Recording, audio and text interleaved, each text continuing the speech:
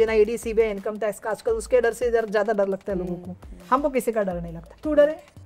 आज मुंबई में जो रास्ता पहले खोदा गया है उसको वापस खोदते हैं, तो 11 साल से उनके पास ये डिपार्टमेंट है, इज हैंडलिंग दैट डिपार्टमेंट। उस डिपार्टमेंट में सबसे ज्यादा करप्शन हुआ है। मेरा ये उनके प्रति भी बहुत बड़ा आरोप है। रहे वालों को पूछा कहाँ जाना है, हमारे लोगों को बोलेंगे कि पॉल्ट्री वालों को तो मुलुंड में जाओ, तो हम क्यों जाएं? कलर से जात धर्म हो गया, खाने से जात धर्म हो गया, पशु पक्षी से जात जन्म हो गया, प्राणी से जात धर्म हो गया, गाय हमारी बकरी तुम्हारी।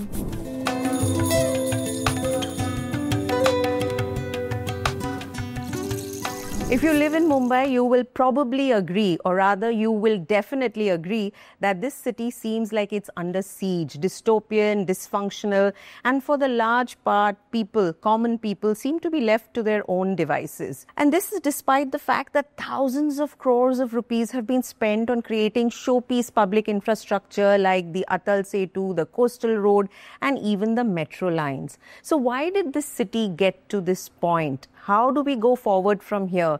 Should citizens be more alert? How do they get past the current situation in which they find themselves? I'm going to put these questions and more to someone who knows Mumbai like nobody else. She's been an MLA 4 times over.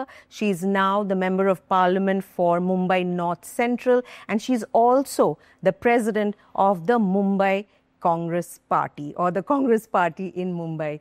Varsha Gaikwad, thank you for making time for this small channel, but a channel which is passionate about Mumbai and all things Mumbai. Oh no, it's not a small channel. It's the voice of Mumbai. It's give the vision to the Mumbai. And as you've been in the senior most journalist, I hope that you'll give some suggestion and I'll get the vision for Mumbai, because right now the people from Mumbai wants the person who raise their voice, who speaks behalf of them, and you become the Mumbaiker's voice. So I must appreciate that you. We are born and brought up in Mumbai. This is our city. And the current situation that we see, how would you assess the state of Mumbai today, Varshatai? As you said, we are born and brought in Mumbai. Since from 75 till today, there's a lot of difference in Mumbai, because now it is not a capital for Maharashtra. It is a financial capital for India. Yeah. But if you see the financial capital, the condition of a financial capital right now, you will find Mumbai are choking right now because there are a lot of pollutions problem we are facing. Air pollution. 100%. We never Yes. had air pollution before. It was a Delhi problem, right? आता हे मुंबईचा problem झालं. आणि तुम्हाला कोविडचा काय आठवतं की नाही मला माहित नाही, पण Covid period before that sky पूर्ण क्लिअर. मी पक्ष्यांचे आवाज ऐकले कोविड काळामध्ये, because there was a less traffic and there was a lockdown, whatever may be the reason, की तेवढा फरक पडला. पण राईट नाव तुम्ही जर बाहेर बघाल तर तुम्हाला सगळीकडे धुळीचे कर आणि मतलब असं वाटेल तुम्हाला की आपण मुंबईमध्ये राहतो की कुठे राहतोय. दिल्लीच्या पेक्षा आता मुंबईचं वातावरण खराब व्हायला. Air quality index was never so bad in Mumbai. Never so bad. Once I think in between compared to Lahore, we are the second the whole world. म्हणजे पूर्ण जगात आपण सेकंड नंबरला होतो फॉर पोल्युशन इंडेक्स नुसार, which is a horrible thing, you know. आणि कोण responsible आहे? इट्स रिस्पॉन्सिबल कोण आहे? इफ यू सी IITB का report and NEERI report, then you will find out की याच्यामध्ये सगळ्यात जास्त कोणी रिस्पॉन्सिबल आहे तर हे जे कन्स्ट्रक्शन काम चालू आहे. नाव we are building the jungle, cement jungle in Mumbai, and that is a thing, you know, ज्याच्यामुळे आज मुंबईची अवस्था झाली की मुंबई चोकिंग. मुंबईमध्ये प्रत्येक नागरिकाला, प्रत्येक फॅमिलीमध्ये आयदर श्वासाचा त्रास आहे, खोकल्याचा त्रास आहे, सिनियर सिटीजनला त्रास आहे, आणि याच्यावरती खूप सारे अभ्यास झाले पण सोल्युशन नाही आलं. आणि मुळात म्हणजे मुंबईची ओळख काय होती जेव्हा आपण होतो त्यावेळी? गिरणी कामगारांची Mumbai. No was they you know mill workers, siren. नंतर होती मराठी माणसाची मुंबई, यु नो, वडापावच्या गाड्या किंवा misal. That was. Now the Mumbai totally change. High rise building. अभी तो मुंबई के चर्चा ये होती है कि ये बिल्डिंग में ये अलाउड है या ये अलाउड नहीं है. मुंबई की बिल्डिंग में ये खाना अलाउड है कि ये बिल्डिंग में खाना अलाउड नहीं है. ये कैसे हुआ Varshatai? How did Mumbai, which was the most cosmopolitan city in this country, even while we are recording this on this auspicious day of Gudi Padwa, we hear you know, Sanjay Nirupam of the Shiv Sena led by Mr. Eknath Shinde saying now during this Navratri period carts should not be selling meat. When did this happen? मुंबईचं तेच एक वैशिष्ट्य होतं. I think जो हम आहिस्ता आहिस्ता खो रहे हैं मुंबई का, जो मुझे लग रहा है, क्योंकि मुंबई वाज अ सिटी, एक बिल्डिंग में हर कल्चर दिखता था, everybody was going to stay in same society with the मतलब हर फंक्शन, यू नो, किसी का माइनॉरिटी का होता था तो रमजान में भी हम लोग सेलिब्रेट करते थे, दिवाली में दे वे टुगेदर, क्रिसमस, आपका बंगाली लोग का कोई फेस्टिवल होगा तो उसमें दुर्गा पूजा में हम लोग आते थे, गणपति में तो पूरा बिल्डिंग साथ में मिलती थी, महाप्रसाद या जयंती होती तो जयंती सेलिब्रेट करते थे। अब हमने देखा है कि ये सोसाइटी में फलाना लोग अलाउड नहीं है, ये सोसाइटी में ये क्यों हुआ है? बिकॉज हमारे सामने जो मुंबई करके बेसिक प्रश्न है, मुंबई करके जो बेसिक आइडेंटिटी थी वो उसको बाजू में करके हमें किसी और ही चीजों में, ये पूरा मुंबई का ही सवाल नहीं, पूरे देश का हो गया। मतलब मैं तो बहुत आज सुबह ही कुछ लोगों को बोल रही थी कि मैंने बोला देश में महंगाई, बेरोजगारी, देश के मतलब बाकी प्रश्न तो सब खत्म हो गए। देश में अभी सिर्फ हिंदू मुस्लिम चल रहा है, या तो देश में समाज में झगड़े चलने का काम चल रहा है, बाकी कुछ देश में दिखने रहे। इसका बहुत सारा क्रेडिट अगर आप देंगे तो मीडिया को भी जाएगा, क्योंकि बिकॉज ऑफ उनका जो विजिलेंस होना चाहिए था। बेसिकली हम कंपेयर जो करते हैं अगर मीडिया को भी, 2014 के बाद का मीडिया और 2014 से पहले का मीडिया, बीइंग अ मिनिस्टर मुझे मालूम है कि हम लोग इतना वोकल थे, हम लोग इतने ट्रांसपेरेंट थे हमारा रिलेशनशिप विद मीडिया पीपल। अभी ऐसा हो गया कि आपको फोटो भी कौन सा छापना है, आपको क्या बोलना है, क्या लिखना है, इसके भी पूरा आपको ब्रीफिंग आ जाता है, which was not that case that time. हमें कितने सारे गालियां मिलती थी, कितने सारे क्रिटिसिज्म होता था। राइट ना, मुंबई की बात पे आ जाए वापस, तो मुंबई पहले ऐसे नहीं थी, लेकिन आहिस्ता आहिस्ता मुंबई पे बड़े धनाढ़ लोगों की नजर गई, जमीनों पे नजर गई, जैसा उनको लगा कि मुंबई कमर्शियल कैपिटल है तो इसमें बहुत सारा पैसा हो सकता है, ये लैंड हमको मिलनी चाहिए। तो आहिस्ता आहिस्ता करके मील खत्म हो गई, मील के बाद अभी बड़ी बड़ी जमीनें खत्म हो रही है। अभी तो हम जिसकी बात हम कर रहे हैं कि क्यों हो रहा है पोल्यूशन, अभी हमारे ग्रीन कितने स्पॉट्स है बताइए आप, मुंबई में कितने सारे ग्रीन गार्डन्स हैं, कितने हमने डेवलप किए। हम दिल्ली में जाते हैं, लुटियन को देखते हैं तो हमें लगता है बाप रे कितना ब्यूटीफुल है, कितने फ्लावर्स, डिफरेंट टाइप्स के फ्लावर्स है, कितनी ग्रीनरी है। वही हम मुंबई में उतरते तो क्या देखते हैं, 71% जो पोल्यूशन होता है नीरी की रिपोर्ट के अनुसार, IITB के अनुसार, ये जो कंस्ट्रक्शन काम चल रहा है उसके जो निकलता है पार्टिकल्स उसकी वजह से होता है। तो हम मुंबई कर को चोक कर रहे हैं, लेकिन कंस्ट्रक्शन को काम करने के लिए दे रहे हैं, और इसमें कोई नहीं कुछ भी। इसके बाद इतने हम हाउस में बोले, हमने एजिटेशन किया, हम लोगों के बीच में जाके बात करके आए, लेकिन उसके बाद गवर्नमेंट की तरफ से जो कोशिश होनी चाहिए थी वो कोई भी कोशिश नहीं हुई। एक साइड पे है पब्लिक इंफ्रास्ट्रक्चर, वो अटल सेतु बन गया, कोस्टल रोड धीरे धीरे बन गया, अभी और एक्सटेंड हो रहा है बियॉन्ड बियॉन्ड बांद्रा। तो ये मेट्रो लाइन का काम चल रहा है, private construction, my God, it seems every building is being redeveloped in Mumbai. What is this construction play going on? Or should Mumbaikars believe what the government is saying, what the Mahayuti Sarkar is saying, which is that ये देखो आपको हम लोग world class infrastructure दे रहे हैं, उसके लिए आपको ये झेलना पड़ेगा कुछ साल के लिए, लेकिन ये एक साथ क्या हो रहा है? क्योंकि हम city roads are unwalkable, air is unbreathable. वो जो बोल रहे हैं कि हम सिटी को जो वर्ल्ड क्लास बना रहे, बट वर्ल्ड क्लास सिटी बनाने के लिए उसमें ग्रीनरी होनी चाहिए। आप हम लोग पर जाते हैं, आप मुझे बताइए सब जितने जो डेवलप हुए हैं, कितने में पार्किंग की व्यवस्था की है, कितने में फुटपाथ की व्यवस्था करी जाती है। जो सड़क की बात हम लोग कर रहे हैं, हमारे तो मुख्यमंत्री, तत्कालीन मुख्यमंत्री एकनाथ शिंदे जी ने हमें हाउस में कहा था कि अभी मैं नाम नहीं लूँ, किसी अभिनेत्री का नाम लेके कहा था कि गाल उसके जैसे ऐसी जैसी सड़क होनी चाहिए। और 2025 में आप देख लेना, पूरी मुंबई की सड़क जो है वो कंक्रीट की बन जाएगी, सीमेंट कंक्रीट की, और आपको कहीं खड्डा नहीं मिलेगा। पर every year we spend money, either it's 50 crore, 34 crore, 52 crore on potholes in Mumbai BMC budget. If you see कितने रोड पहले इन्होंने शुरू कर दिए थे, मुझे लगता है 700 से ऊपर इन्होंने रोड लिए। तो टेंडर किया, एकनाथ शिंदे जी ने 12,000 करोड़ का टेंडर किया, और जैसा मैंने बोला कि 2025 में पूरे रोड हमारे खत्म हो जाएंगे, मुंबई पूरा सीमेंट कंक्रीट के रास्ते हो जाएंगे, there will be no pothole, nothing like it, not single. आपको झटका भी लगेगा Varsha ji, he mention my name in that answer. पर इफ यू सी कितने परसेंटेज काम हुआ? आज मुंबई में जो रास्ता पहले खोदा गया है उसको वापस खोदते हैं। There is no management. I find BMC is the they need a vision. I don't know where they are. I think they are lacking so many ways, you know. वही रास्ते को खोदते हैं पहले, बनाते हैं, 3 महीने मत बनेगा। मनपाड़ा हमारा जो कलीना में एक एरिया है उसको वापस खोद दिया, किसके लिए? पानी लाइन के लिए। और आजकल तो no, and there are reports now that we don't even know who is digging. In Andheri, yeah, I know. You had that case of the fire. Fire, yes. Where the gas line caught fire. LPG gas line फूटने से वहाँ एक 22 years के लड़के की मौत हो गई. मैंने BMC को पूछा कि आपने ये किया है? they said कि हमें मालूम ही नहीं, हमने तो नहीं किया है.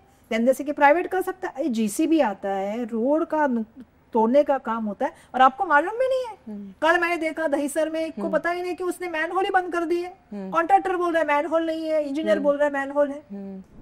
दिस वे अगर आप काम करोगे तो आप मुझे बताओ मुंबई का हाल क्या होगा, जिसको हम इंटरनेशनल लेवल की. So the BMC is it incompetent or is it corrupt? Both the thing. They are incompetent at the same time they are very much corrupt. Right now तो 3 साल हो गए, कोई कॉर्पोरेटर नहीं है, ना इलेक्शन हुई है, कुछ भी नहीं है. और पूरा जो पैसा है वो एक यूडी डिपार्टमेंट के माध्यम से स्पेंड होता है. That is the urban development department. Urban development department, which is now with the deputy chief minister, Mr. Eknath Shinde. I think he is handling that department. उस डिपार्टमेंट में सबसे ज्यादा corruption हुआ है. मेरा ये उनके प्रति भी बहुत बड़ा आरोप है, क्योंकि उन्होंने प्रॉमिस किया था कि हर रास्ते को उन्होंने जिसको कॉन्ट्रैक्ट दिए वो कहाँ से थे वो भी आप लोगों को थोड़ा पढ़ाई करेंगे तो आपको पता चल जाएगा कि किसको दिए. फिर वो लोग ब्लैकलिस्ट भी हो गए, उनको पेनल्टी भी हुई, वो भी उन्होंने नहीं की. फिर सब लिस्ट किए गए. कहा गया कि एक भी रास्ता सबलीज नहीं होगा, क्योंकि वो सबलीज करते हैं तो then you are not getting that quality of roads. Right, that was the answer given by honourable deputy CM Eknath Shinde ji. But now sublease को सब लीज करके दिए हैं, सब रास्ते सब लीज है. जो बड़े बड़े कॉन्ट्रैक्टर है उन्होंने कुछ भी काम नहीं किया. तो मैं ये सवाल पूछना चाहती हूँ कि आज मुंबई कर का जो पैसा, ये पैसा कोई सड़क से या किधर से आसमान से तो नहीं टपका है ना, ये मेहनत का पैसा है, टैक्स से आया पैसा है. एक एक पैसा कमाने के लिए मुंबईकर को मेहनत करनी पड़ती है. और शाम के टाइम पे आप अगर जाओगे, बसेस देखिए ना, I mean you are hanging out of the bus ना, खड़ी हो. वर्स्ट है अपने यहाँ का. 3000 बसेस की कमी है. So before we go into public transport, let's talk about the BMC. We've not had elections for the BMC since 2022, I think was the last election. So for 3 years we don't have corporators. Corporators are the connection, isn't it? अगर मुझे कोई सड़क का problem है तो मैं कहाँ जाऊँ, क्योंकि BMC के वार्ड ऑफिसर्स को तो मैं पकड़ नहीं पा रही हूँ. You said BMC is suffering from both incompetence and corruption. 100%. What does the common man do? Because we don't even have elections and Maharashtra doesn't have civic bodies that are elected anymore. So what is going on? See, this is a very bad situation right now we are facing, because आप prepare representative का अगर confidence में नहीं लेंगे, there will be no representation of them, then the whole situation handled by bureaucracy. You believe in bureaucracy, but you are not believing in your federal system, or you can say the local body system. Yeah. That is a bad thing. You know, for the right now the government is in the power. They don't want. उनको ऐसा लगता है कि सब पैसा हमारे हाथ में रहेगा तो we are spending. Because the bureaucracy is answering directly to the Maharashtra government. Yes, 100%. Nothing else, no. And honorable CM or honorable DCM, because being in the department head, they both are handling that thing. So 12,000 crore का contract निकालो, 8,000 करोड़ का contract निकालो, काम ही नहीं हो रहा है. Accountability fix नहीं हो रही है. जब कभी स्टैंडिंग कमेटी रहती थी या कॉर्पोरेटर रहते थे तो वो हाउस में वॉइस रेज करते थे. आज कौन करेगा? प्रेशर बिल्ड होता था. 100% वॉइस रेज करते थे, प्रेशर बिल्ड होता था. आप जैसे जो सीनियर मोस्ट पत्रकार थे उनके पास ब्रीफिंग आती थी कि एग्जैक्टली क्या, बिकॉज वो लोकल लेवल पे काम करते हैं तो उनको पता है एग्जैक्टली मैनहोल कहाँ था, सड़क कितने पहले दिन, रोड कितने दिन पहले तोड़ा गया है, उसके लिए पहले कितना बजट खर्चा हुआ है, अब वापस वही रोड पानी के लिए, वापस वही रोड इलेक्ट्रिसिटी के लिए, वापस वही रोड बोलेंगे बॉक्स ड्रेनेज बनाने के लिए. तो आप मुंबई करके साथ, मतलब आप फॉरेन में जाते हैं, मुझे नहीं समझ में आता. हमारे ब्यूरोक्रेसी के लोग, ब्यूरोक्रेटिक लोग हमेशा फॉरेन जाते हैं. हमारे लोक प्रतिनिधियों के लिए हम लोग इतने सारे फॉरेन के टूर करते हैं. आप कभी देखते हो क्या वहां पे ऐसा है कि वही रोड को 10 बार डिगिंग होती है? There is no end in sight. जो डिगिंग हो रहा है, रोड खोद के रखा है, क्यों पता नहीं, कब खत्म होगा पता नहीं. खत्म अगर हो गया, हमारा नसीब खत्म हो गया, तो फिर डेब्री वहां पे पड़ा रहता है ना, रोड नॉर्मल प्रीवियस कंडीशन में पहुंचता है. What is the way out, Varsha ji? What does one do? See, you have to raise the voice as citizens. As a citizen. As a reason मैं हमेशा कहती हूँ कि because you that is your money. It's not owned by any bureaucrat or not owned by brought by government. It is your money. It is your tax money. blood and sweat money. So you have to fight. Sorry to say, but Mumbai का काफी sober ज्यादा ही हो गए हैं. But that's सहनशील भी बहुत ज्यादा ही हो गए. But there are local resident groups. There are people who are doing, you know, they are trying to point out what is going on social media. That is not enough. No, I find definitely there are some societies are there, the local groups are there, but they are not together. You have to come together, and being as a Mumbaiker, you have to raise the voice. Mumbai will not tolerate this kind of rules. Mumbai will not tolerate this kind of healthcare. The BMC healthcare, if you see, these are the things. You know, Mumbai will not tolerate the public transport thing. That message needs to go. You know, this is no tolerance to these things. If that will go, then only government and this all people will. But that message will go during election time. During election time, we saw the Maharashtra state elections. They have, I mean, the opposition has some 45 seats. How? So, I mean, people have put their faith in the Mahayuti government. If you go by election results, ma'am. No, definitely they. See, there are the 2-3 more things. I'm saying, how does the Mumbaiker raise their voice? What does one do? See, because our only hope is other political parties who can offer an alternative in the current system of government, isn't it? 100% that is true. But you raise the question about the last election, which is the assembly election. Yeah. There are a lot many things, you know, in that election. Most important thing is, we said, Rahul Gandhi ji mentioned about that, honorable our leader. 7,000 एक building में vote आते हैं. So voter list is another issue, you know. Then you know that other issues. What are the issues? Now the communal thing is another issue. And money factor is another issue. There are a lot many things revolving around the election. But being a Mumbaiker, we need to, you know, we have to united. हमारा voice raise करना पड़ेगा. Because मैं हमेशा सोचती हूँ कि बीना मुंबईकर, ये मैं भी खुद भी सोचती हूँ, वी आर वेरी मच सहनशील, बहुत ज्यादा सहनशील. ये मुंबई का spirit, Mumbai spirit is there definitely. But कब होता है Mumbai spirit? When there is a crisis और critical situation, we are come together. वही सिचुएशन हम जब कोई बात छेदनी होती है तो नहीं आते हैं. एक सोसाइटी छेड़ती है, दूसरी सोसाइटी बोलती है क्यों पढ़ना है इसमें, छोड़ो ना, हमें क्या करना है, ये क्या करना है. लेकिन आज मुंबई का अगर निकलता है, मैं तो ये सवाल मैंने संसद में भी पूछा कि आप अगर मुंबई को दोपहर को निकलता है, मैंने पब्लिक ट्रांसपोर्ट कमेटी में मैंने बोला, तो आपको 2.5-3 घंटा लगता है. लोग ये देख के नहीं निकलते कि मुझे कितने बजे घर पे जाना, ये देख के निकलते कि ट्रैफिक का टाइम क्या होगा. बिकॉज एवरीथिंग इज, मतलब आप जाओ अंधेरी से आगे पूरा डिगिंग, और पूरा कहीं ना कहीं कुछ ना कुछ, इधर मेट्रो का काम चलेगा तो बॉटल नेक होगा, इधर डिगिंग की वजह से खड्डे होंगे, पॉटल होंगे, कहीं डैमेज पड़ा है. तो आप मुंबई के आदमी का पेट्रोल तो साथ में साथ उसका पैसा खर्चा कर रहे हैं, और उसका सबसे इंपॉर्टेंट टाइम खर्चा कर रहे हैं. तो मुझे ये समझ में नहीं आया फिर भी मुंबई के साथ में क्यों नहीं आते.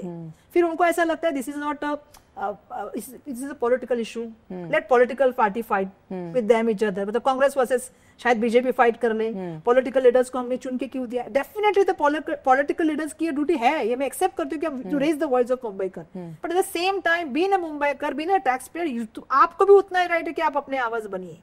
आप अपनी आवाज चिल्ला के बोलिए कि हम नहीं हो सकता है. तो मुंबई सबसे ज्यादा जीएसटी का टैक्स देती है, डायरेक्ट इनडायरेक्ट टैक्स देता है, मुझे नहीं लगता कोई देता है. उसके हिसाब से हमें क्या मिलता है? सेंट्रल गवर्नमेंट से कुछ भी नहीं मिलता है. जहां तक हमें मिलना चाहिए वो हमें मिलना चाहिए, जो हमारा हक है.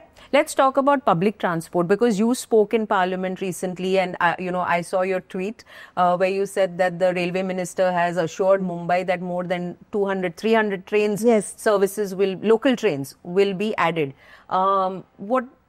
What is the deadline? How do we make this accountable? Because again, BEST buses, local trains, this is what the common man uses.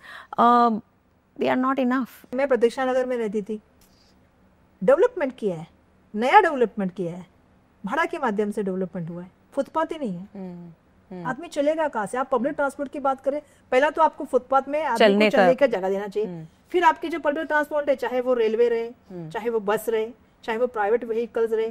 Private vehicles भी आजकल नंबर ऑफ इतने ज्यादा हो गया कि लोग क्यों यूज करते प्राइवेट व्हीकल, क्योंकि आपका पब्लिक ट्रांसपोर्ट की व्यवस्थापन बराबर अच्छा नहीं है, या it's a worst I can say. अगर आपकी अच्छी ट्रांसपोर्ट हो गई पब्लिक, देखिए आप फॉरेन में जाते हैं, आप मेट्रो में जाते हैं, आप वहां पे जो है वो ट्रेन से भी जा सकते हैं, बस से भी एक ही कार्ड होता है, जो अभी नया शुरू किया है शायद उन्होंने. पर आपके पास सुविधाएं बहुत है, ऑप्शन बहुत है. अभी शाम के टाइम आप बीएसटी की बस में चढ़िए, आप चढ़ ही नहीं पाएंगे, क्योंकि बीएसटी की बसेस में जगह ही नहीं है.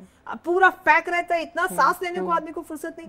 तो एक तो आपको 3,000 बसेस चाहिए. मैं कहती हूँ बीएमसी हजारों करोड़ रुपया खर्चा करती है, कभी तो उसका व्हाइट पेपर भी निकलना चाहिए बीएमसी का कि कितने हजारों करोड़ रुपया खर्चा करती है। ये लास्ट बजट जो फरवरी में पेश किया है बीएमसी कमिश्नर गंगरानी साहब ने, 75,000 करोड़ का बजट है मुंबई का। उसमें उनको पूछा नहीं कि फिक्स डिपॉजिट कितना आपने तोड़ा? मुंबई घर का फिक्स डिपॉजिट पहली बार टूटा है जब वहां पे पीपल रिप्रेजेंटेटिव नहीं है, कॉर्पोरेटर्स नहीं है, तब तोड़ा है। और आप वो पैसा खर्चा किस पे कर रहे हो? रोड पे। और आपकी रोड की अवस्था क्या है आप भी जानती हो, मैं भी जानती हूँ बिना मुंबई कर। अगर आप एयरपोर्ट से निकलोगे तो कितना टाइम लगता है यहाँ पे आने के लिए। अभी आप यहाँ पे आओगे तो ये बाजू का भी रास्ता टूटा है, पीछे का भी रास्ता टूटा है। एक 100 मीटर का रास्ता था यहाँ पे आने का, सामने आप देखोगे तो 100 मीटर के रास्ते को 8 महीना हो गया, कोशिश किया फिर भी वो रेक्टिफाई नहीं हुआ। अब वापस उसको डेब्रिज डाला है, बोले वापस काम करेंगे। तो ये मुंबई महानगर पालिका की सिचुएशन है। This is corruption, isn't it? 100% this is a corruption. So how does one hold them accountable? Because from what the picture you're painting, Varsha ji, is that we have no recourse because everything is being run by a majority government. तो election, corporation elections नहीं हो रहे हैं, ना हमारी आवाज जा रहा है, पैसा जैसे चाहिए उनके विजन के हिसाब से पैसा स्पेंड हो रहा है। तो हम ये क्या, how do we get out of this? नहीं देखिए, हमें वॉइस तो रेज करना पड़ेगा। कहीं भी कुछ भी गवर्नमेंट बोले, गवर्नमेंट आखिर बनते किससे है? गवर्नमेंट बनता था कौन है? आप भी पत्रकार रह चुके, मैं भी पॉलिटिशियन हूँ, बहुत साल से हूँ मिनिस्टर। प्रेशर तो गवर्नमेंट पे किसका आता है? पब्लिक का आता है। वो तो आपको कहीं ना कहीं करना ही पड़ेगा कि हमें इसका हिसाब दो। That's the reason मैंने जो हमारा कैंपेन खोला, मैंने वही कहा कि नो करप्शन इन माय गली। मैंने एक ही चीज बोला उसमें कि आप नीचे जाओ, आप देखो, उन्होंने जीआर निकाला हमारे मूवमेंट के बाद कि भाई वहां पे जो कॉन्ट्रैक्टर काम करता है उसको वहां पे होना होगा। आप उसके पास जाके हिसाब पूछो, ये काम क्यों नहीं हुआ ये पूछो। छोटा छोटा आदमी अगर इस कॉर्पोरेटर भी जो है, या कोई ब्लॉक अध्यक्ष है, या कोई आम आदमी है, उसको लगता है कि मेरे को सवाल पूछना चाहिए तो पूछना चाहिए। आप जब सवाल पूछने लगोगे तो वो फिर आंसरेबल हो जाएंगे। राइट नाउ क्या हो गया, nobody is asking them a question. आप मुझे बताइए, इसमें इतने दिनों में कोई मुंबई की बात हो रही है कि मुंबई के पब्लिक ट्रांसपोर्ट की बात हो रही है क्या, कि मुंबई की क्या अवस्था है? शाम को आप ट्रेन से जाएंगे तो क्या होगा?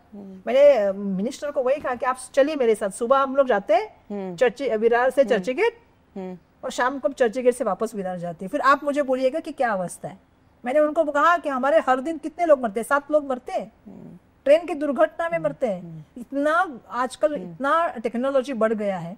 मतलब परसों मैंने एक ट्वीट डाला था, वो एक आदमी को सिविल लाइन का काम करते हुए इन बांद्रा, मैं वो देख के तो मुझे इतना, मतलब it is unbearable. In 2025 this is the situation in Mumbai and in your constituency, if I'm not mistaken. And it's in Mumbai, and it's a financial center of our country and international country, most of the people like, because Mumbai is spirit, as you told, 24/7 चलती है। जो खाना चाहते हो खाना मिल सकता है, यहाँ पे हेल्थ सब कुछ है।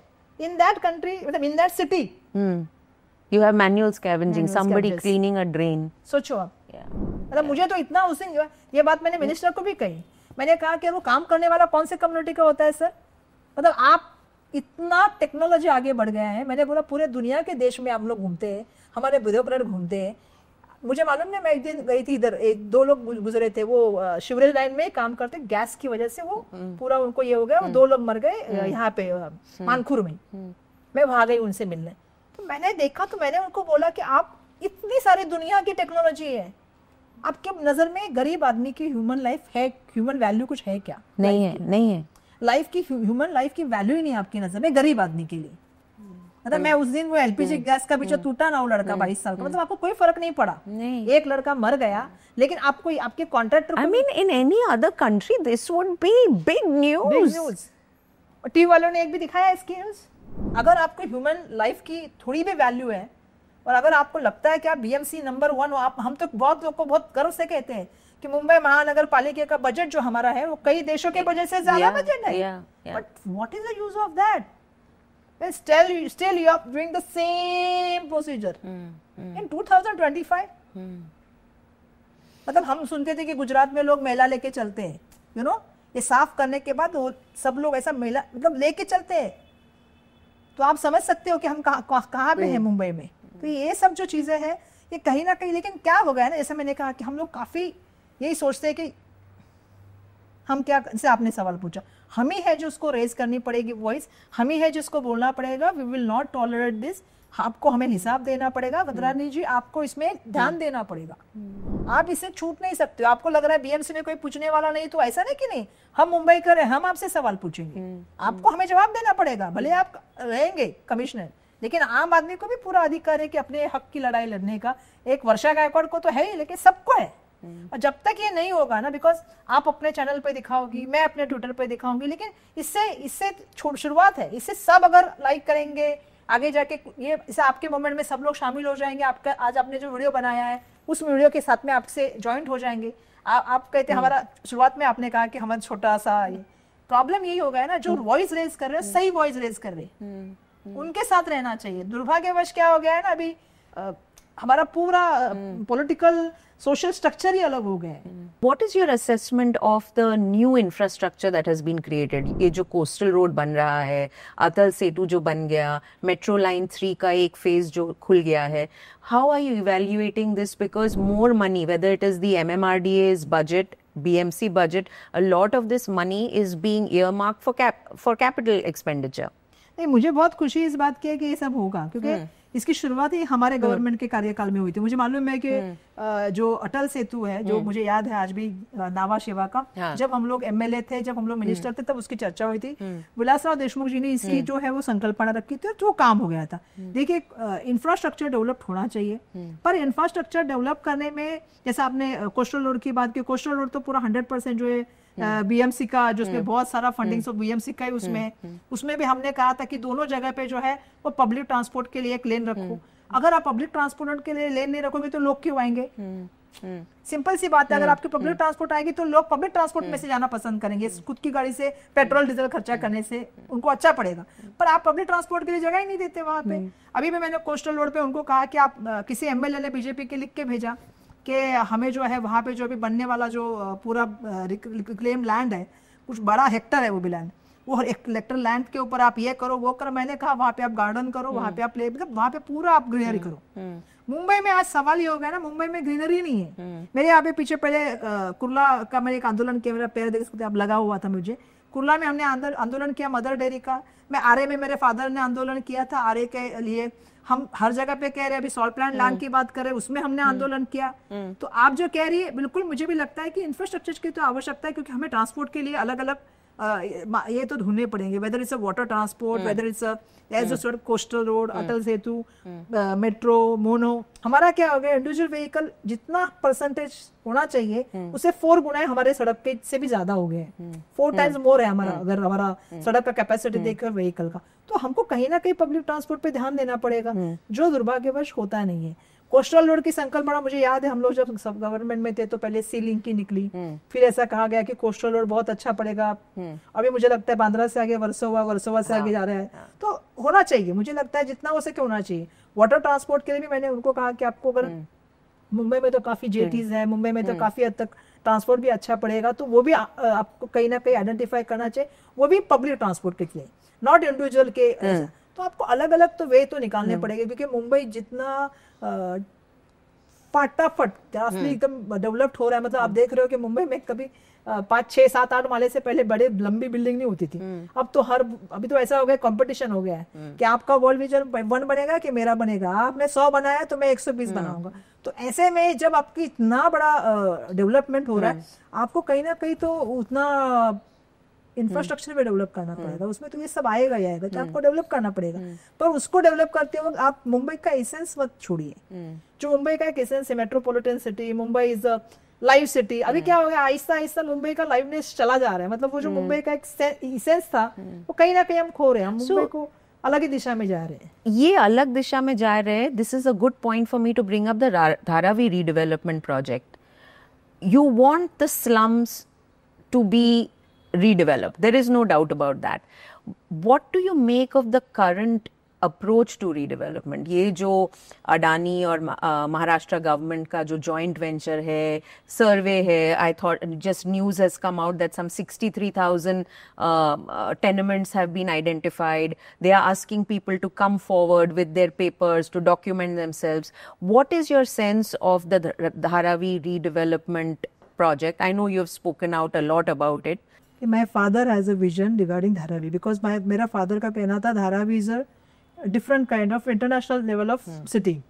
तो धारावी को इंटरनेशनल लेवल पे ही डेवलप होना चाहिए and it's a dense slum, तो उसके डेवलपमेंट के लिए अलग प्लान होना चाहिए. And as his vision was like के जैसा मैंने कहा कि हर सेक्टर में एक स्कूल होना चाहिए, प्लेग्राउंड होना चाहिए, गार्डन होना चाहिए, पुलिस स्टेशन होना चाहिए, अस्पताल होना चाहिए, डेवलपमेंट होना चाहिए जिसमें हर चीज उसमें होनी चाहिए. तो डेवलपमेंट के विरोध तो कभी हम थे ही नहीं. अभी आपने मुझे पूछा कि आप अदानी के बारे में ऐसा क्यों बोल रही हो, तो मैं तो अदानी और मोदानी को अलग नहीं मानती, तो मैं दोनों को सेम ही मानती हूँ. सबसे बड़ी बात है कि ये जो टेंडर निकला, मुझे वो टेंडर पे ही सबसे बड़ा पहले तो मैं एलिगेशन किया. मैंने इसलिए एलिगेशन उसके ऊपर किया क्योंकि जब ये टेंडर निकला तो पहला जो टेंडर था उसमें जो कंडीशंस थी वो काफी हद तक बहुत स्ट्रिक्ट कंडीशंस थी, और जो उसके बाद भी उसमें 19 प्री बिडर्स आए थे, बीड्स में लोग शामिल हुए थे. फिर ये सेकंड जो बीड आई क्योंकि उसको किसी को लग गई जो एक, अभी उसके बाद उन्होंने कहा कि 47 एकड़ जो लैंड रेलवे की उसमें नहीं थी, तो उसके बाद वापस टेंडर करते. मेरा कहना ये था कि जब आपके पास 19 बिल्डर पहले कंडीशन में आए तो आपने डायल्यूट क्यों किया ये टेंडर. तो आपने ये टेंडर मैनिपुलेट किया, किसी एक आदमी को टेंडर दिलाने के लिए आपने मैनिपुलेट किया. आपने एक्सपीरियंस की कंडीशन कम कर दी, आपने डेवलपमेंट का एक्सपीरियंस कम कर दिया, आपने एरिया कम कर दिया ताकि आपको किसी को देना था.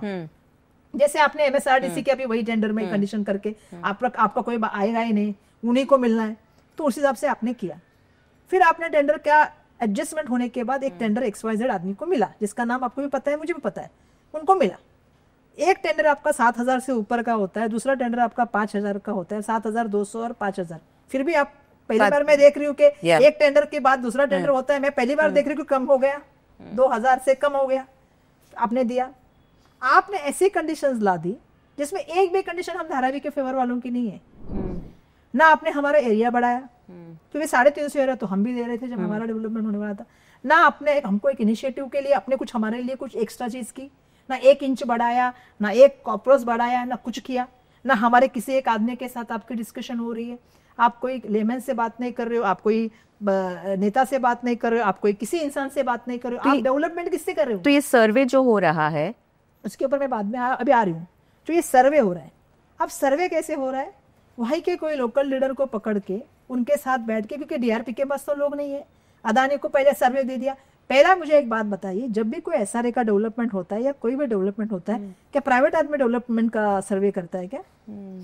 नियम निसार कौन करता है? अगर जमीन BMC की होगी तो BMC करती है, कलेक्टर की होगी तो कलेक्टर का Annex 2 होता है. हमारे यहाँ पे सब सर्वे कौन कर रहा है, तो उन्हीं को दिया गया है. और हमने ये प्रोजेक्ट गवर्नमेंट को दिया था. गवर्नमेंट के शेयर जॉइंट वेंचर है, वही तो SPV है ना. SPV में शेयर कितना है गवर्नमेंट का? 20%. 80% शेयर किसका? अदानी का. उसको आपने क्या कर दिया, उसके लिए आपने TDR पॉलिसी बनाई, उसके लिए आपने FSI बढ़ाया. हमने तो सरकार को प्रेजेंट किया क्योंकि 4 और 5 के FSI भी करेंगे तो भी आप धारावी को सभी लोगों को यहाँ पे घर दे सकते हैं. हमारा तो कहना है 1.5 लाख घर है, 1.5 लाख 2 लाख घर है हमारे, उनको घर यहाँ पे दे सकते हैं. आपने उनको कितने का FSI दिया? 10-12 का FSI. कौन है ये? जहां TDR जनरेट नहीं होता, जहां TDR लोड नहीं होता, वहां पे आपने TDR पॉलिसी बनाई, आपने उसमें नॉन इंडेक्सेशन किया, आपने उनको रेडी रेटनर का 90% लेने का हक दे दिया, आपने उनको कहा कि हर जो डेवलपमेंट मुंबई में करेगा, जो भी मुंबई में डेवलप करेगा उसको पहला SPV से टैक्स देना है. और वो टैक्स कौन करेंगे? अदानी. कि कितना उसका रेट रहेगा, उसको तो नॉन इंडेक्सेशन है, वो तो इंडेक्सेशन के हिसाब से साउथ मुंबई का भी रेट लगा सकता है. तो आपने एक इंसान के लिए ये डेवलपमेंट निकाला है कि धारावी वालों के लिए निकाला है? ये BKC का एक्सटेंशन पार्ट 2 नहीं है, ये धारावी है. यहाँ मल्टीकल्चर के लोग रहते हैं, माइक्रो फाइनेंस इंडस्ट्री है, 100 करोड़ रुपया हम देते हैं स्टेट में से, गवर्नमेंट में भी हम लोग देते हैं सेंट्रल गवर्नमेंट को GST के माध्यम से. तो अब हम लोग इतना मेहनत करने का, आज हमारे लेदर इंडस्ट्री का क्या होगा, कोई जवाब नहीं. आज हमारे पॉटरी इंडस्ट्री का क्या होगा, कोई जवाब नहीं. हमारे गारमेंट इंडस्ट्री, हमारा चिप्स इंडस्ट्री, हमारा जरदोजी इंडस्ट्री, कोई जवाब नहीं है. रिसाइकलिंग सबसे बड़ी इंडस्ट्री है, बेकरी सबसे बड़ी इंडस्ट्री हमारे पास है, कोई जवाब नहीं. हमारे लोग को घर कहाँ मिलेगा, कोई जवाब नहीं. तो हमारे लोग जाके रहे रेलवे के लाइन में, और इनको जैसे एक BKC एक हुआ है, दूसरा BKC अडानी को. आज मुंबई में मुझे बताइए ना, आप मुझे बताइए, मदर डेयरी दे दी धारावी के डेवलपमेंट के नाम पे, देवना डंपिंग ग्राउंड दे दिया, मुलुंड का डंपिंग ग्राउंड दे दिया, कांजूर का, फिर सॉल्ट प्लांट लैंड दे दी. भांडू, कांजूर, विक्रोली के लोग हमारे खिलाफ मोर्चे निकालेंगे, मुलुंड के लोग हमारे they don't want people to be resettled there. 100% they want PAP there. And Kurla people कहते हैं कि they want a garden. Botanical garden और डिस्पेंसरी वगैरह सब कुछ उनको अंदर चाहिए, और यहाँ भी बोलेंगे आप जाओ। मालवनी दे दिया हमको, क्या संबंध मालवनी का, जबकि आपका जीआर कहता है कि 10 किलोमीटर के अंदर होना चाहिए, फिर मालवनी कहाँ से आ गई? तो आप ये सोच रहे गरीब आदमी को यहाँ से उठा के बाहर भेजे और यहाँ पे जैसे एक सिटी बन जाए अदानी, और वो सिटी आपको पूरा। आज मुंबई का मैं सबसे बड़ा सवाल पूछना चाहती हूँ, जिस आदमी ने कहा कि वो जो क्या बोलते हैं कोस्टल रोड का जमीन भी हेक्टर हजारों मतलब जो जमीन है जो रिक्लेम हुआ है वो भी किसी को दे दो, ये इन्हीं को देने का है। जैसे एमएसआरडीसी की रिक्वायरमेंट लाइन है, किसके लिए थी मालूम करो भी तो आपको पता चल जाएगा। जैसा आपका भारत नगर दे दिया, जैसा आपका कौन सा नगर दे दिया, जो मोतीलाल नगर दे दिया, अबुदय बैंक का अबुदय नगर जा रहा है काला चौकी का, तो सब बड़े एकड़ से एकड़। एयरपोर्ट लैंड, एयरपोर्ट तो मिला उनको, आपको तो मालूम है 14 एयरपोर्ट तो मिल गया। नहीं ये भी रेस्ट ऑफ द कंट्री, नहीं मुंबई एयरपोर्ट तो गया ना उनको, अदानी को गया ना, जीवीके से अदानी ने ले ली। उसके बाजू में ये थी एयर इंडिया कॉलोनी 185 एकड़, वो भी उनको दे दी। तो भाई है कौन ये इंसान जो हमारे मुंबई घर की जमीन पे आके, और मुंबई घर के लिए क्या किया है मेरा सवाल ये है, या धारावी घर के लिए उन्होंने क्या किया? अब आपने जो मुझे बोला कि मास्टर प्लान, देखो इनको सर्वे अभी तक पूरा नहीं हुआ, 37% इनका सर्वे हुआ है, एक से खुद ही सीओ डीआरपी ने किया है, श्रीनिवास ने। तो श्रीनिवास से मेरा सवाल है, तुम्हारा सर्वे नहीं हुआ, तुमने मास्टर प्लान कैसे बनाया? और तुमने मास्टर प्लान बनाया, तुमने हमको दिखाया? धारावी वालों को पूछा कहाँ जाना है? हमारे लोगों को बोलेंगे कि पॉटरी वालों को तुम उन्होंने में जाओ, तो हम क्यों जाए? हमारे लेदर वालों को तुम बोलेंगे डंपिंग ग्राउंड में जाओ, हम क्यों जाए? मतलब डंपिंग ग्राउंड में 75-80 साल से कितने साल से कचरा है, वहां पे हमारे लोग जाए, वहाँ हेल्थ के इशू है, और सीमंत आदमी है तो कहीं भी रहेगा, वो दोस्त है किसी का, तो ये नहीं होगा। मेरा कहना यह है कि मास्टर प्लान आप 2016 में बनाए हैं, आपके पास सर्वे भी नहीं है, आपने कुछ भी अभी तक पूरा नहीं हुआ है, तो आपने मास्टर प्लान कैसे बनाया? जब भी कभी प्रोसीजर होता है, जैसा मैंने कहा कि सर्वे करने वाली सरकारी यंत्रणा होती है, फिर उसके बाद सर्वे होता है, फिर मास्टर होता है, सब एक दिखाया जाता है, फिर होता है, पर आप हमको कॉन्फिडेंस में नहीं लेना चाहते। आप अगर उसका एफर्ट भी देखोगे तो आपको पता चल जाएगा, खुद लोगों से लिख के ले रहे कि अगर मेरी कुछ गलत हो गया तो मेरे ऊपर कानूनी कार्रवाई करो, और 2 लोगों का सिग्नेचर ले रहे। मैं लोगों को कहा क्या हो रहा है ये? तो अभी धारावी के जो लोग हैं, आपकी बहन वहाँ की एमएलए है, आप वहाँ की एमएलए रह चुकी है 4 टर्म के लिए, आपके पिताजी the late Eknath Gaikwad represented South Central Mumbai for I think what 2-3 terms? Two terms in the parliament, and he is somebody who has worked and based his entire Dharavi is his karam bhumi, right? What is the recourse left to the people of Dharavi? आप बोल रहे हैं, मैं सुन रही हूँ, लेकिन नहीं, आगे ये बढ़ेगा ना, जैसे जिस तरीके से बढ़ रहा है उसी तरीके से बढ़ेगा। मैं हर दिन बोलती हूँ, और मुझे लगता है जितना मैं विरोध कर रही हूँ शायद उतना कोई विरोध नहीं कर रहा है। नहीं, आप विरोध करें, मैं सुन रही हूँ, लेकिन जिनका काम है वो तो करे जा रहे हैं, उनको जो करना है वो इसलिए करे जा रहे क्योंकि उनके पास सत्ता है। करेक्ट, उनके पास डबल इंजन सरकार है। So what happens to the ordinary Dharavikar, somebody who the legal settler who has papers? What about the people who don't have papers? नहीं, वही तो मैं कह रही हूँ, इसके लिए तो हम सबको, मैं धारावी के लोगों को मैं आज भी बहुत धन्यवाद दूंगी।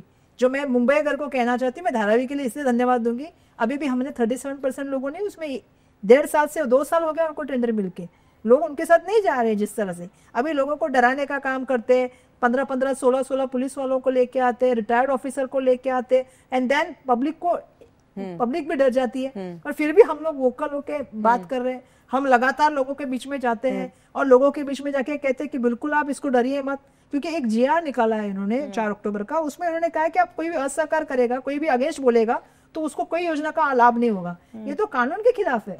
अगर आपके पास डॉक्यूमेंट है, अगर आप लीगल डॉक्यूमेंट रखती हो, तो आपको कौन निकाल सकता है? मैं तो ये यहाँ आपको बोल रहे ऐसा नहीं, मैंने असेंबली में बोला था जब मैं एमएलए थी, मैंने कहा कि आजकल तो सर्वे के लिए भी गुंडों का इस्तेमाल हो रहा है, आजकल सर्वे के लिए भी पुलिसों का इस्तेमाल हो रहा है। जितने भी पुलिस रिटायर्ड ऑफिसर है, right now they are working for this survey. मैंने बहुत लोगों को कहा कि इनका क्या संबंध है, मतलब दे आर नॉट ऑफिसर्स, मतलब इनको इनके भरोसे पे हम डॉक्यूमेंट दिए क्यों? तो हमारा अपना काम बिल्कुल चालू है, हम बिल्कुल जितना लड़ाई लड़ सकते हैं उतना लड़ने का, एटलीस्ट मैं इतना तो कह सकती हूँ, बीइंग अ रिप्रेजेंटेटिव मैं जितना वोकल हो सकती हूँ उससे ज्यादा वोकल होकर काम कर रही हूँ।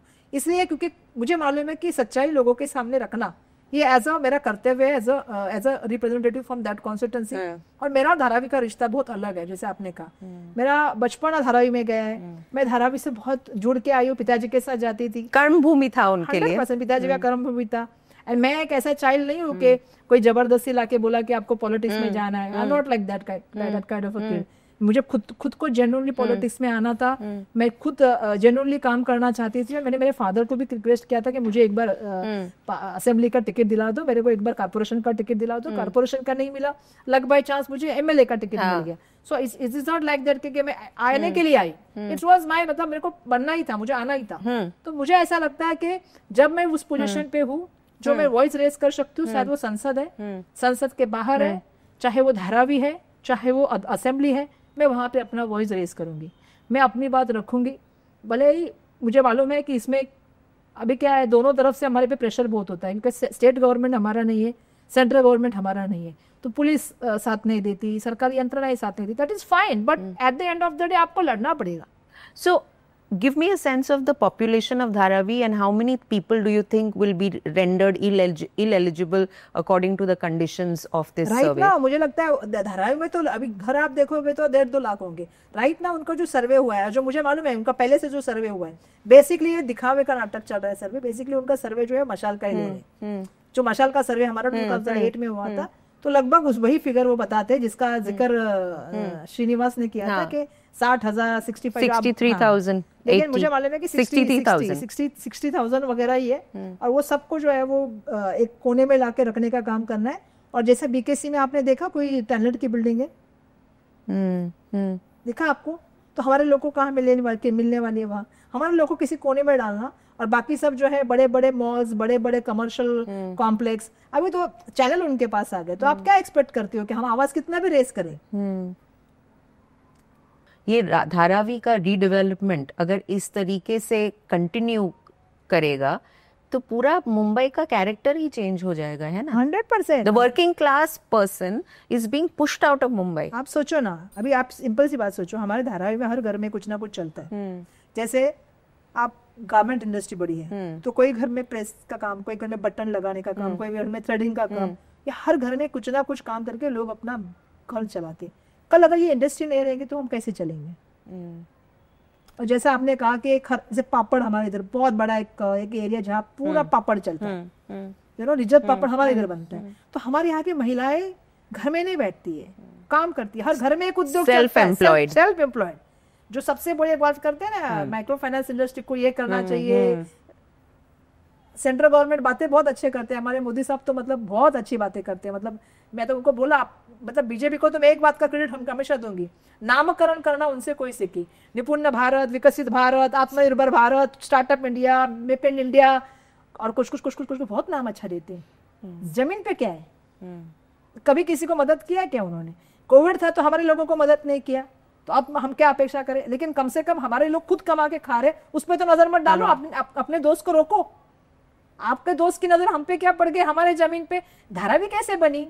धारावी तो ऐसे बनी कि जब शुरुआत में तो धारावी की तरफ कोई देखता भी नहीं था, अचानक धारावी बीकेसी के नजदीक आ गए, 100 मीटर का अंतर आ गया, बड़े आदमी की नजर पड़ गई, तो बड़े आदमी की नजर पड़ गई तो हमारी सब बाहर निकलने का। आप 40-45 की बिल्डिंग गड़ाओगे तो हमारा आदमी मेंटेनेंस कैसे भर पाएगा? आप हमारे बारे में सोच ही नहीं रहे हो, आप अडानी के बारे में सोच रहे हो। मुंबई गरीब आदमी के लिए नहीं रहा, नहीं रहेगा। अगर ऐसा ही चलता रहा तो नहीं रहेगा। आज मुझे आप बताओ ना, कुछ एरिया में जाते हैं, आपको कहाँ मिल रहा है गरीब आदमी, बताइए। गेटेड कम्युनिटीज हो गए हैं 100%। लोग अभी दुर्भाग्यवश बोलने लगे कि उसके बाहर है, डोंबुली के बाहर। ये क्या हो गया कल्याण के पीछे? क्यों हो गया ये सब कुछ?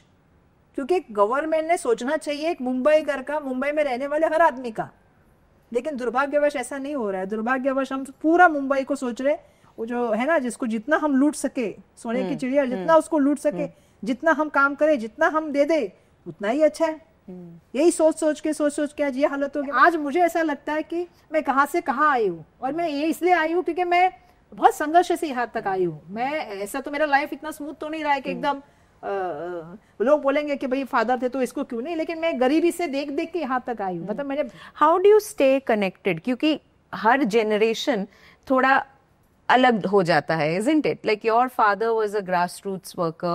He had a very tough life. I have heard you talk about his childhood, his upbringing, how he worked even as a young child, you know, as a boy. He worked with the railways.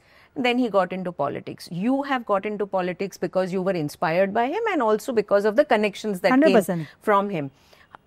तो हर पीढ़ी जब आगे बढ़ता है तो वो grassroot से थोड़ा और अलग होते जाता है. How do you protect against that? How do you keep your connection with the grassroots?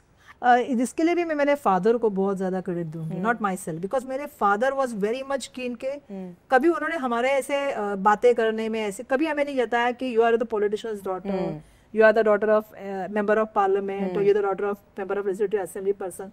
Nothing like that. He is very down to earth person. आप मिले नहीं शायद तो आपको नहीं पता होगा कि he is very much down to earth person. मतलब जो भी आदमी उनको मिल जाएगा तो लास्ट में बोलेगा कि मतलब जैम ऑफ द पर्सन. तो मैं हमेशा उनके साथ मैं बचपन से बहुत I was very close with my father. मैं मदर के साथ भी very much close with father.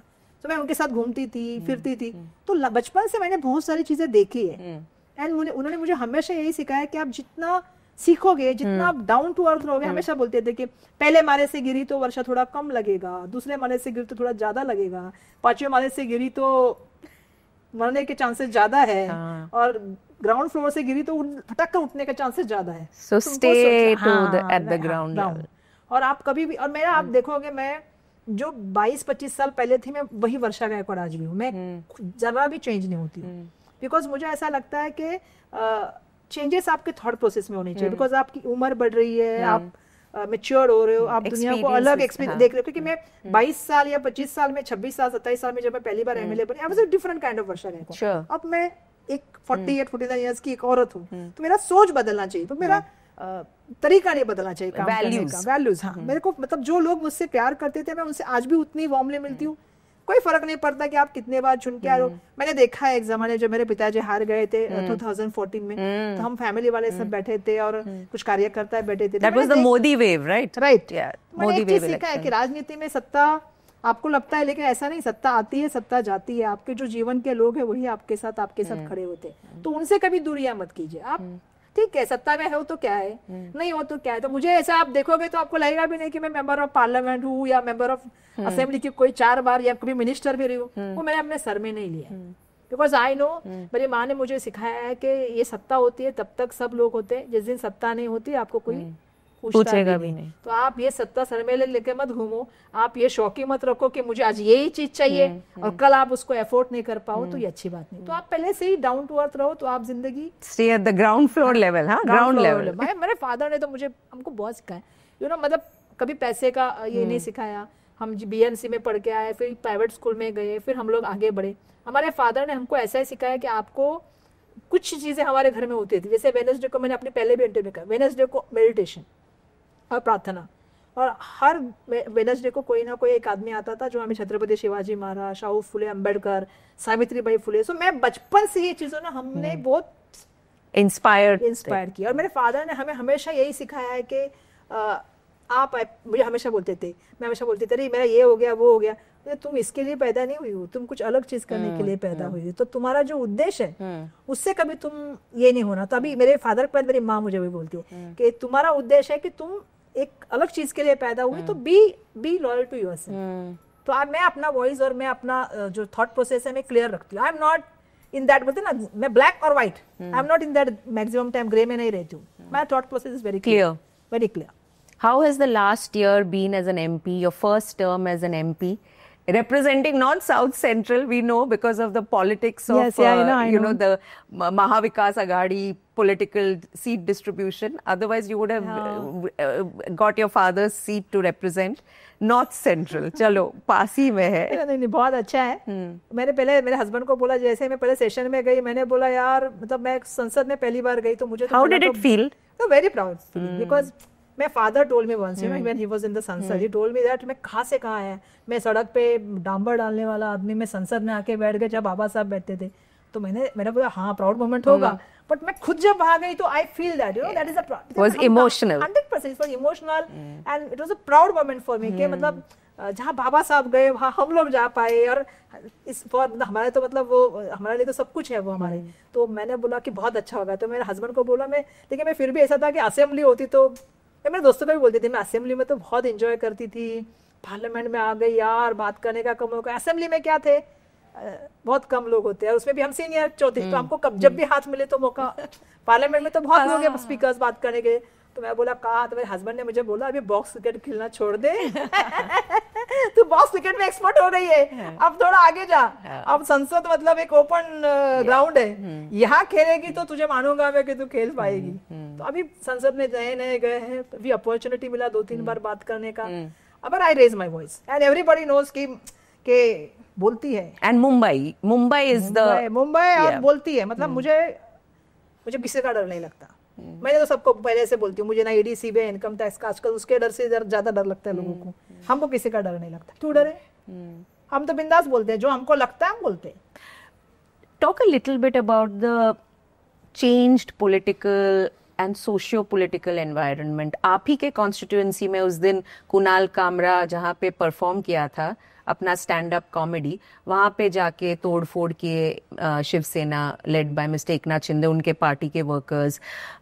आप एक लॉ मेकर है, आप पार्लियामेंट में लॉज बनाते हैं इंडिया के लिए, और यहाँ पे आजकल हम देख रहे हैं कि सेंटिमेंट के ऊपर लोग रिएक्ट कर रहे हैं। लॉ जैसा कोई चीज है ही नहीं, लॉ जैसा भी नहीं है, और एक कुणाल कामरा एक अलग चीज है, एक और भी चीज है, तो हर चीज को जात धर्म से हो गया। पहले ऐसा नहीं था, मतलब कलर से जात धर्म हो गया, खाने से जात धर्म हो गया, पशु पक्षी से जात धर्म हो गया, प्राणी से जात धर्म हो गया, गाय हमारी बकरी तुम्हारी, खजूर हमारा क्या तुम्हारा, ऑरेंज कलर हमारा, हरा कलर, ये सब जो हो गया ना, ये नहीं था पहले, और ये कुछ लोगों का एजेंडा बन गया। सॉरी से बहुत गंदी बात है, मतलब एजेंडा होना है। मतलब मैंने तो एक को बोला, मैंने जब ये सब चल रहा था, मैंने बोला छत्रपति शिवाजी महाराज जो बात कर रहे हैं उनको भी पता है क्या, मैंने बोला पहले तो वो खुद पढ़ के आए, अगर उनको पढ़ना है तो पहले गोविंद पांसरे जी का सबसे छोटा बुक है, उसको पढ़े, और उनकी हत्या किसने की है, क्यों हुई, ये भी मालूम करे, और बोले उनके हत्यारों को ढूंढे, फिर आके दुनिया को सिखाए कि क्या।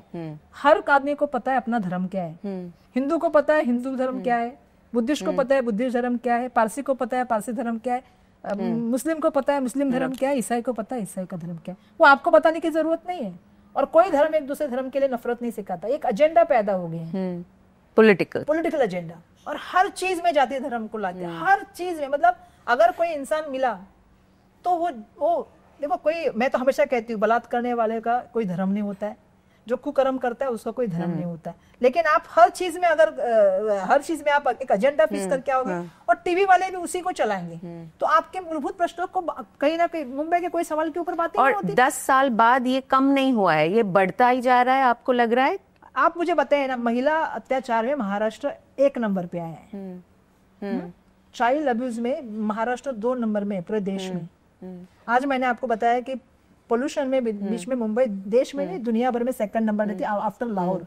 कोई शोभ नहीं, हमारे लिए कोई बहुत अच्छी बात नहीं है, इनके ऊपर बातें नहीं होती देश में, कुछ भी नहीं बातें होगी। अभी कुणाल कामरा के लिए इतनी बड़ी आंदोलन किया, मैंने मेरे दोस्त को बोला एकनाथ शिंदे के इसको, मैंने बोला सर आप इतना आवाज कभी मुंबई के लिए उठाने का काम नहीं करते। जब आपके रास्ते आपके मिनिस्टर ने तो हमको 2025 में कहा था कि सब सड़कें कंक्रीट बनेगी, एक खड्डा नहीं दिखेगा, एक सड़क में तुमको ऐसा वर्षा जर्क नहीं मिलेगा, क्या हुआ आप तब नहीं उतरते? मैंने बोला जब कोई आदमी मरता है, मैंने बोला उस दिन हमारे इधर गैस फूटा, इलीगल पार्किंग थी, आप नहीं उठे, मैंने बोला बात करने के लिए। आप कुणाल कामरा के लिए जितना जोर से बोलते हो उतना आप इशू पे क्यों नहीं बात करते हो? क्योंकि इशू बेस बात ही नहीं करनी है, ऐसे चीजों में सेंटिमेंट। अब मुझे बताइए, मुझे तो आजकल डर ये हो गया है कि आजकल अभिव्यक्ति स्वातंत्र रह के आ गया है। अब ये नया ट्रेंड चालू हो गया है कि जो महत्वपूर्ण विषय है उसके ऊपर बात ही नहीं करो, इन एजेंडों को फिक्स करो और इसी के ऊपर काम करो। अभी वो क्या बोले, सब दुनिया उनको बोलती है, सबके दिल में वही बात है। आज भी अगर आप जाओगे तो सबके मन में तो वही बात है जो उसने बोली, कौन सी अलग बात बोली, और आपका तो नाम भी नहीं लिया था। और पॉलिटिशियंस खुद बोलते हैं जब इलेक्शन स्पीचेस होते हैं, राज ठाकरे के स्पीचेस सुनिए, हमारे सामने किसी के स्पीचेस सुनिए, हमारे सामने हम वही बोलते थे 50 खोके एकदम ओके, हम बोलते थे गद्दार सरकार गद्दार सरकार, तो क्या है, सब बोलते थे। और मैंने वही बोला ना कि उनका नाम लिया था। So you're saying this is only to divert from the real issues. या मैं जो मेन इश्यूज है उससे आप नजर आप मुझे बताइए ना, निकाल आप हटा मुझे दो. बताइए कितने विषय महंगाई पे चलते हैं, कितना डिबेट हो रहा है, इन्फ्लेशन पे नहीं हो रहा है. आप मुझे बताए कितने विषय हो रहे हैं अपनी बेरोजगारी पे, पेट्रोल डीजल के दाम पे. एक जमाने में जो बोलते थे एक्टर कहाँ है, अब कहाँ है सब एक्टर. ये विषय में बात ही नहीं हो रही है क्या, आप मुझे बताइए. आज जितने बजट्स कट हो रहे हैं सोशल जस्टिस के, बात हो रही है, नहीं हो रही है. आज जो मुंबई के बेसिक विषय है उसके ऊपर बात हो रही है, नहीं हो रही है. एडमिशन के ऊपर इतने सारे क्राइसिस है, छोटे छोटे बच्चों के, यहाँ से शुरू करते हैं, बात होती है उसके ऊपर नहीं हो रही है. क्योंकि उनको बेसिक प्रॉब्लम पे बात ही नहीं करनी है, आपको किसी और चीज में उलझा के रखना है. और आपके उलझे रहेंगे तभी तो अदानी को जमीनें जाएंगी, अदानी को प्रोजेक्ट जाएंगे करोड़ों करोड़ों के. अगर आप सवाल पूछने लगे तो कैसे जाएंगे. आप एक चीज करते हो, 50 रुपया गैस बढ़ता है, आपको पता भी नहीं चलता है. ये अभी बीच में नाम ने एक विषय चला और बीच में 50 रुपए का गैस बढ़ गया, लोगों को पता ही नहीं है. तो मेन स्ट्रीम विषय को हटाने के लिए और लोगों की मूवमेंट को कहीं और दिशा देने के लिए, क्योंकि हम हमेशा जानते हैं कि जब एक समाज और जात और धर्म की बात आती है, आदमी का पूरा इमोशन वहां कंसोलिडेटेड होता है. फिर ये बाकी सब विषय उसके सामने फीके पड़ जाते हैं. वरना हमारे देश में कितनी समस्या है. You've been the president of the Mumbai Congress for 2 years. What do you see as the kind of plans that you will implement to get the Congress party and its fortunes in a better position in Mumbai? Definitely, I try my level best, whatever possible way.